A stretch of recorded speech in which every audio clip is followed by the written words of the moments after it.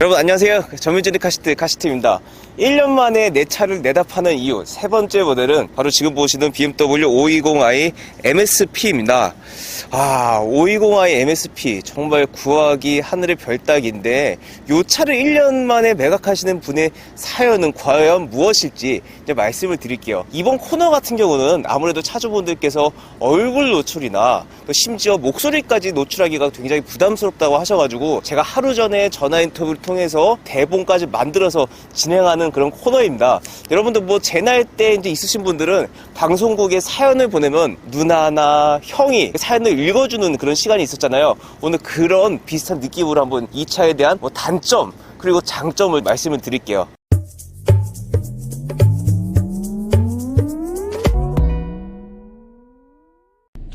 네, 안녕하세요 여러분. 전민준의 카시트 이제 독자이자 520i MSP를 약 1년 4개월 만에 이제 매각하기로 한 이제 차주입니다. 제가 오히려 출연을 하게 되면 이제 말씀드리고 싶은 부분을 오히려 말씀을 못 드릴 것 같아서 부담스러워서 대역을 이제 부탁하게 되었고요. 지금부터 뭐 전민준님을 통해서 제가 타면서 느꼈던 아쉬운 점을 좀 말씀을 이제 드릴게요. 이 차를 이제 매각하게 된 이제 가장 결정적인 이유가 바로 가속 능력입니다. 먼저 이 차에 대해서 가볍게 이제 소개를 해드리겠습니다. 아까 보셨던 것처럼 제가 지금 약 1년 4개월 동안 31,000km 이제 탔어요. 직업 특성상 여러 군데 이제 영업 활동도 많이 이제 해야 되고, 그러니까 출퇴근용으로 좀 썼다 보니까 이제 평균 연비는 13 정도가 이제 나왔습니다. 제가 이전에 이제 탔던 차는 이제 현대자동차의 이제 아반떼 2017년식 이제 모델이었어요. 비용적인 부담이 있어가지고 그 차를 이제 구매를 했고, 조금 뭐 경제적으로 여유가 생겨서 그래도 내가 한번 BMW를 몰아보자 이제 이런 마음에 이 520i를 이제 선택을 이제 했습니다. 처음에 이 차를 딱 받았을 때는 그래도 BMW니까, 게다가 5 시리즈 가속 능력이 부족하지 않다라고 생각을 했고, 어느새 저도 제 생각에 억지로 이제 끼워 맞추고 이제 있었습니다.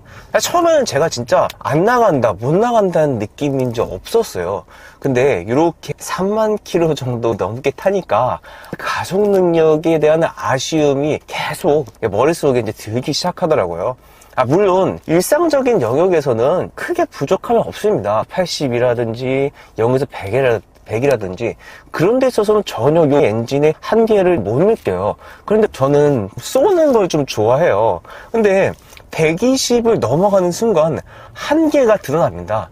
120이 넘어가면 그 이상을 넘어가는 데 있어서 굉장히 답답해요. 그래서 패들 시프트를 활용하거나 혹은 스포츠 모드로 이제 해놓고 주행하는데, 제가 언제까지 계속 패들 시프트를 쓸 수 있는 것도 아니고, 그렇다고 해서 스포츠 모드로 하게 되면 쭉쭉 다는 연비를 볼 때마다 굉장히 부담스러워요. 네. 지금도 제가 거의 풀악셀을 밟았는데 80km까지 밖에 안 나와요. 가속을 빼놓은 엔진 그리고 미션의 밸런스를 논한다고 하면 굉장히 훌륭하지만, 만약 가속만을 놓고 본다고 가속이 뛰어나다고 말씀드리긴 결코 이제 어려울 것 같습니다. 그래서 두 번째 아쉬운 점은 하차감이라는 걸 기대했어요. 여러분들 520i 하차감 없습니다. 진짜 없어요. 무슨 친구들 만나러 갔을 때 너 성공했다, 너 아반떼 타다가 이제 BMW 타는구나, 그런 데 있어서 하차감은 이제 느낄 수 있지만, 그것도 잠시 이 친구들을 벗어나서 일반적으로 제가 도로에 뭐 카페 거리를 간다거나 내 차 때문에 나를 쳐다보는 일은 거의 이제 없었습니다. 물론 저처럼 30대 중반이 딱 내렸을 때 30대 중반이 되게 나를 이런 520i 타? 이런 뭐 시선을 가끔 느낄 때 있지만, 하차감을 느끼면서 타는 거는 상당히 어렵다는 것을 이제 말씀을 이제 여러분들께 이제 드리고 싶습니다. 세 번째는 수납 공간입니다. 사실 저는 이 차를 제2의 나만의 공간이라 생각하고 이제 활용하는 편인데, 제가 여기에 뭐 화장품이나 선글라스, 그리고 각종 카드, 지갑을 놓을 수 있는 공간이 제한적이에요.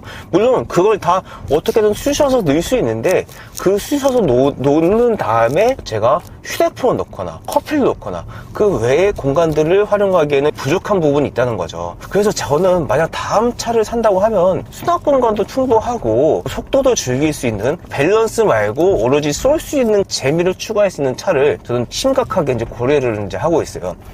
물론 제가 지금 지극히 개인적으로 여러분 독자분들께 이 차의 단점에 대해서 말씀을 드렸지만 장점이 있습니다.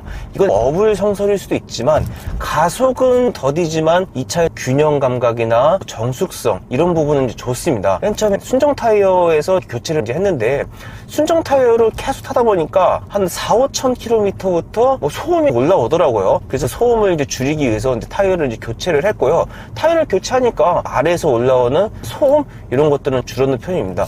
그리고 2열 공간, 저는 뭐 혼자 타고 다니기 때문에 가끔 여자친구랑 같이 타고 2열 공간이 아쉽다는 생각은 안 들어요. 2열 공간을 넓게 활용하시는 분이라고 하면 아쉬울 수는 있지만 그게 아니라고 하면 3인 가족 패밀리카로는 뭐 많게는 4인 가족 패밀리카로도 가능할 수 있겠구나 이런 생각을 이제 하고 있습니다. 마지막으로 시트를 꼭 말씀드리고 싶어요. BMW의 승차감이 딱딱하다, 하드하다, 정말 불편하다 이런 말씀 많이 하시잖아요. 물론 타던 이제 그 아반떼보다 이 차의 승차감이 이제 하드한 건 맞습니다. 그렇다고 해서 2-3시간 장거리를 타기에 불편하다 이제 이런 느낌을 저는 이 차를 타면서 한 번도 받은 적이 없습니다.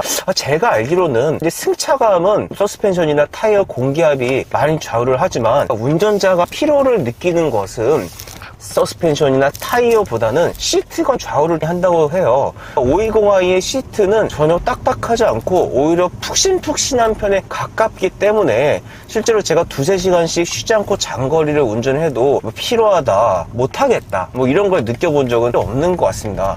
그리고 또 마지막으로 하나 말씀드릴게요. 가끔 전방 추돌 방지 시스템, 그러니까 막 앞에 사물이 나타나면 갑자기 이 차가 확 멈추는 경우가 있잖아요.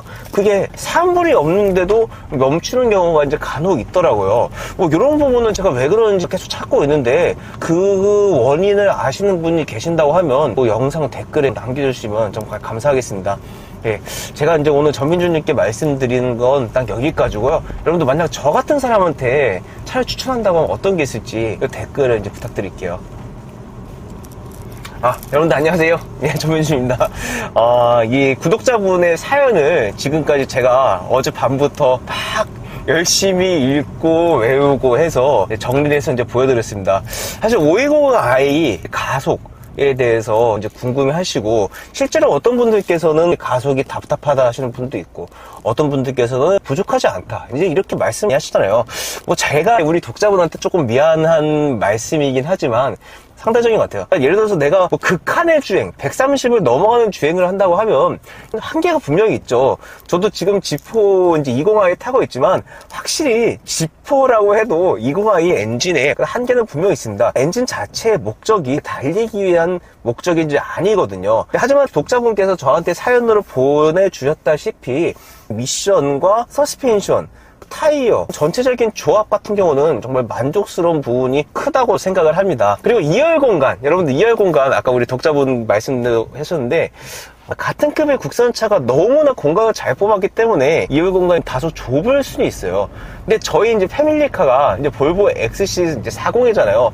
그것도 넉넉하지는 않지만 어떻게든 뭐 테트리스에서 끼워 맞춰서 탈 수 있거든요. 넓게 활용하시는 분한테는 결코 추천드릴 수 없지만 이 공간 때문에 520i를 포기하지 않을 수 있다 라고 말씀을 드릴 수 있어요. 조금 좀 부족한 부분이 있을 수는 있겠지만 그것 때문에 이 차를 포기한다, 너무 좀 아깝지 않을까 이제 이렇게 이제 생각을 합니다. 마지막으로 어떤 분들한테 이제 추천을 드리냐면 저는 그냥 어떤 BMW 520i의 운전의 어떤 재미보다, 그러니까 BMW만의 고속에서의 뭐 드라이빙 퍼포먼스보다는 얌전하게 가끔씩 내가 원하는 일상 주행 영역에서 충분하게 출력을 뽑아주고 그러니까 점잖게 타실 수 있는 분들, 그런 분들한테는 뭐 요 차가 좀 적합하겠지만 반면에 내가 이제 고속에서 주행을 좀 즐기시는 분들한테는 요 차는 다소 좀 부족하지 않을까. 그러면 530i로 좀 이게 가시는 게 좀 좋지 않을까 이렇게 뭐 감히 좀 말씀을 이제 드리겠습니다. 예, 지금까지 정해주셨습니다. 네, 시청해주셔서 감사합니다.